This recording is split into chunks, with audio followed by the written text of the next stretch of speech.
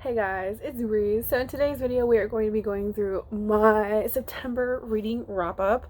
I am very very proud of myself this month because I actually finished every single book that was on my TBR. So it was a good reading month for me, not just like book wise but like everything wise. I was able to finish everything and I was actually able to complete 2 novellas as well within this TBR so I can get those off of my list. So let's just jump right into it. I ended up reading one, two, three. I technically read 3 fantasies, 2 romances, 1 historical fiction, and then one. I don't think you would call this fantasy. This isn't fantasy, is it? Fiction in general. I don't know. I don't know what categories I have. But first, we started out, of course, with a fantasy because I wanted to try to get more into fantasy. I've been in somewhat of a fantasy slump for a while, so I ended up picking up some in this month so that I can get back into it. And the first one we have is Kingdom of the Feared by Carrie Maniscalco. This is the third and final book in the Kingdom of the Wicked trilogy. I would like to say Kingdom of the Wicked probably is my favorite.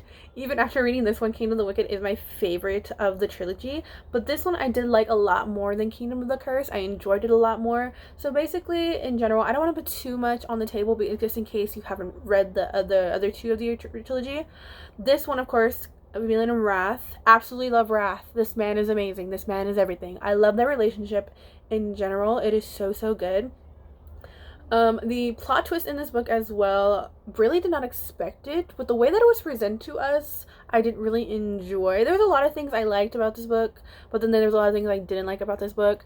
The plot twist in general, some of the plot points at the ending too were kind of dragged out a little bit more than necessary, but I loved the little, like, you get a little bit of like a mystery in here, a little, not so much of a mystery, yeah, somewhat of a mystery in here as well as to what happened to what happened to a certain person.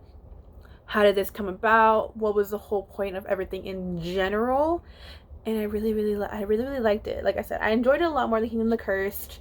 I would recommend this trilogy in general if you're just looking for a trilogy to read. I really enjoyed it. It's my favorite trilogy of all time. No, but I still enjoyed it enough to wanting to pick up Throne. What's it called? The new book with Envy in it. That one I did pre-order. It's coming soon, and I'm really excited for that. But it was enough to make me want to read that book. I will say as well, the one thing I despise about this book were the spicy scenes. I did not really enjoy them that much. I felt like they were pushed on a little bit more than what should have been done. It didn't flow with the book at all. I felt like they were forced. But either way, I loved Wrath through the whole book. There were some times where I questioned Amelia and her choices in general, but it's fine. I enjoyed it either way. I read it pretty quickly and I was very excited to just get through the trilogy and see the ending of it. There are a lot of things that I still wanted more from, to be honest, but hopefully she comes out with other books with all the other brothers and we get some other plot points and stuff. There was one big one in here at the end that did not get really resolved, and I want to see it resolved somehow. So hopefully like we get that in the next book. But either way, I enjoyed it. I would recommend this trilogy in general. Just know Kingdom of the Curse is not my favorite of the few. Next, we went into a romance, and we went into The Fine Print by Lauren Asher. This is the first book in the Dreamland Billionaire series, and I might add, I love this book. This book was so good. So in this one, we follow Rowan, who, after his grandfather has passed away, him and his 3 brothers, Declan and Cal, are given basically a task to fulfill if they want their inheritance. His was to become the director of Dreamland and to basically make it better in every other way. And then we have Zara, who is our female main character, who is an employee of Dreamland and somehow through a drunken mistake gets the job of her dreams, and Rowan becomes her boss and everything like that. You definitely get grumpy sunshine in here at all times. I love Zara. I love her energy in general. I adore this woman. And Rowan, this man is amazing. I absolutely loved him throughout. There were a couple of times where I despised this man in general, but I absolutely love this book. I loved the characters. I loved the plot. And it made me so excited for the next 2 books, especially because you get a sprinkle of Declan and Iris in here. I just cannot wait. So this is probably hopefully will be one of my favorite trilogies, just depending on how the other two books go. But this is one of my favorite romances of all time. I ate this book up, literally reading the first page. I ended up really, really, really enjoying it. And also comes with a playlist. I actually did listen to the playlist while reading this. It was very, very fun. So I absolutely love this book. After that, we went into another fantasy. And this one I ended up loving. And I didn't even think I was going to love it as much as I did. And that is The Buried and the Bound by Rochelle Hazan. This book is a great example of a book that you shouldn't judge by its cover, because this is a gorgeous color, but this is the cover. This is the Owl Crate edition. The original edition is not that prettiest. It's not the prettiest. It's kind of an ugly cover in my humble opinion, but the contents inside are immaculate. So in this story, we follow Azaya. I think that's how you pronounce her name, who is basically a hedge witch, who she basically is. She keeps the boundary between the Fae world and the human world in balance. And like anytime a creature from the Fae world will come out, she brings them back and closes barriers. She can open the barrier and stuff like that. I believe that's how her magic works. So they basically, something is happening with this barrier. The barrier is not how it should be working. There's a lot more Fae. There's a lot more creatures and stuff coming from the barrier than normal.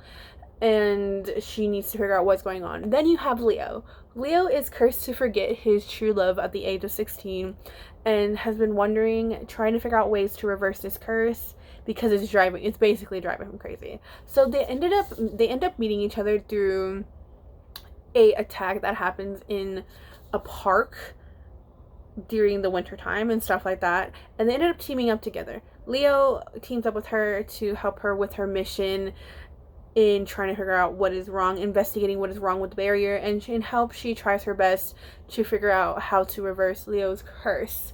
And this book in general was so good. I didn't really think I was gonna like it as much as I did.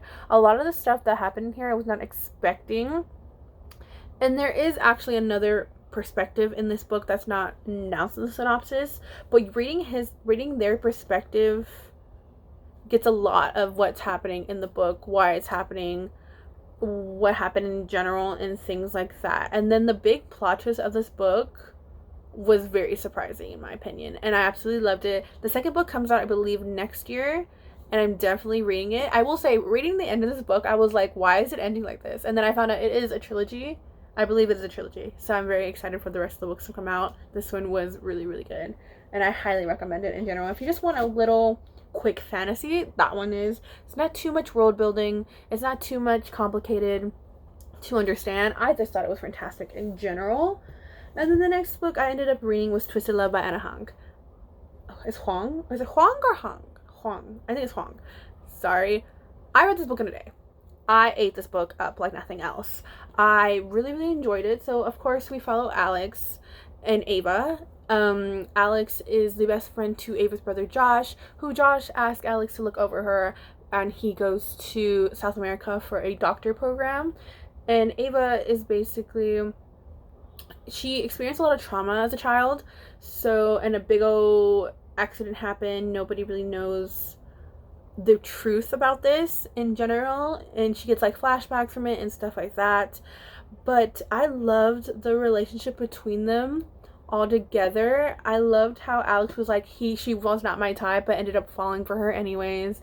I just loved everything about this man. But I will say the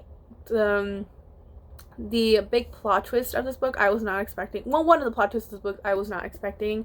The other one I was, because I kind of predicted it, because freaking book talk, guys. Book talk ruins everything for me, to be honest. It spoils a lot of stuff, and I'm just like, no thank you, ma'am. But I ended up enjoying it anyways.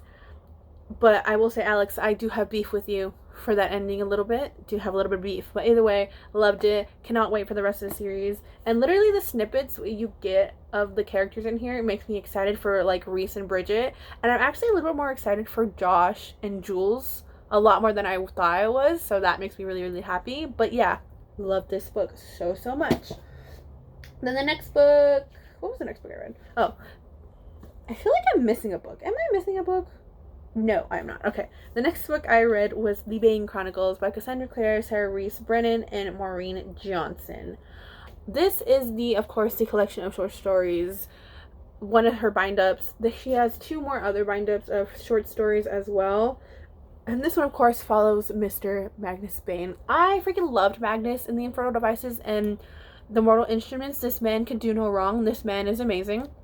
But you do get these short stories of events that happened before the Mortal Instruments and before the Last Hour series. You get a little bit of like snippets and stuff of some of the characters from there. You also get to revisit some old characters that we love, and then you also get a little bit more in depth of when him and Alec got together and stuff. And I just love the story in general. I loved getting back into seeing one of my favorite characters and his adventures throughout his time.